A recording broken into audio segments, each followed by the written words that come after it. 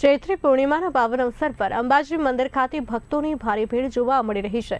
શક્તિપીઠ અંબાજી મંદિરમાં દર્શન માટે રાજ્યભરમાંથી તેમજ બહારના રાજ્યોમાંથી મોટી સંખ્યામાં ભક્તો ઉમટી રહ્યા છે।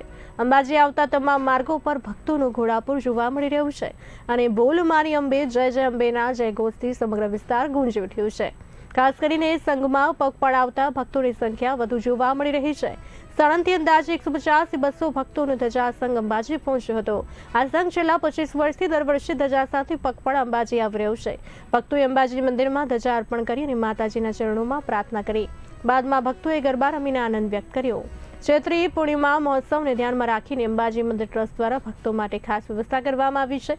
ભારે ગરમીને ધ્યાનમાં રાખીને મંદિર પરિસરમાં મંડપ, સ્પ્રિંકલ, પીવાના પાણીની વ્યવસ્થા તેમજ ઠંડા કુલર પણ લગાવવામાં આવ્યા છે। તો હાલ મોટી સંખ્યામાં ભક્તો સંઘ અને ધજા સાથે અંબાજી તરફ આવી રહ્યા છે, જેને કારણે સમગ્ર અંબાજી વિસ્તારમાં ભક્તિમય માહોલ જોવા મળી રહ્યો છે। નવરાત્રી અમાર પૂર્ણ થઈ છે। આવતીકાલે ચૈત્ર સુદ પૂર્ણિમા છે। મોટી સંખ્યામાં માઈ ભક્તો પદયાત્રા કરીને પણ સંઘો અંબાજી મંદિરે પહોંચી રહ્યા છે। અહીંયા ગરમીને કારણે માઈ ભક્તોને તકલીફ ન પડે ત્યારે તે માટે મંદિર ટ્રસ્ટ દ્વારા સુચારુ વ્યવસ્થા કરવામાં આવી છે। પૂરા મંડપમાં પાંડાલ શમિયાણાનું આખું કરેલું છે, એટલે છાયો રહે। ત્યારબાદ એમાં પણ સ્પ્રિંકલર એટલે ફોગર રાખેલા છે, જેથી ભક્તોને ઠંડકનો અનુભવ થાય। પીવાના પાણીના કુલર્સ પણ વચ્ચે વચ્ચે રાખેલા છે। પીવાના પાણીના વોટર જગ પણ મૂકવામાં આવેલા છે। બપોરના સમય દરમિયાન 12:30 મંદિર ખુલે, ત્યાંથી મંદિર 4:30 બંધ થાય। એ દરમિયાન ગરમીથી રાહત મળે તે માટે ભક્તજનો માટે શીતળ છાશની પણ વ્યવસ્થા, બટર મિલ્કની પણ વ્યવસ્થા કરવામાં આવી છે, જેનો પણ માય ભક્તો આજથી લાભ લઈ રહ્યા છે। અને આ આવતીકાલે આરતી સવારે 6 વાગે પૂર્ણિમાની આરતી થશે, એ પણ સૌએ નોંધ લેવા વિનંતી છે। આ મંડપ, શમિયાણો, ફોગર, છાશ ગરમીના દિવસો દરમિયાન મે મહિનામાં પણ ચાલુ રહેનાર છે, તો સૌએ એનો લાભ લેવા વિનંતી છે। જય અંબે।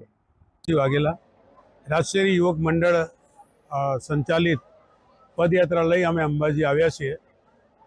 આસ્થાનું, વિશ્વાસનું અને શ્રદ્ધાનું કેન્દ્ર એટલે અંબાજી।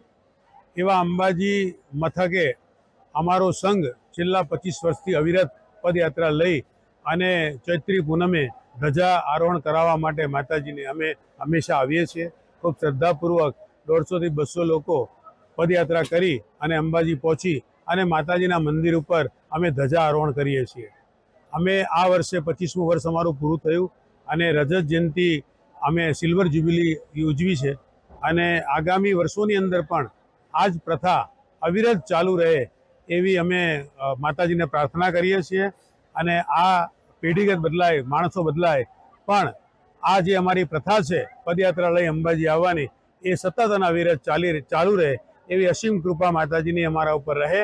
અને માતાજીને અમે સતત પ્રાર્થના કરીએ છીએ કે માં અમને શક્તિ આપજે કે અમે હંમેશા તારા ચરણોની અંદર આ જ રીતે પદયાત્રા લઈ અને રાજ્યરી યુવક મંડળ હંમેશા તારા દર્શને આવે એવી અમે માતાજીને પ્રાર્થના કરીએ છીએ। અને માતાજીના આશીર્વાદ અમને સતત આ રીતે મળતા રહે એવી અમારી ખૂબ ખૂબ આશા છે મા ઉપર।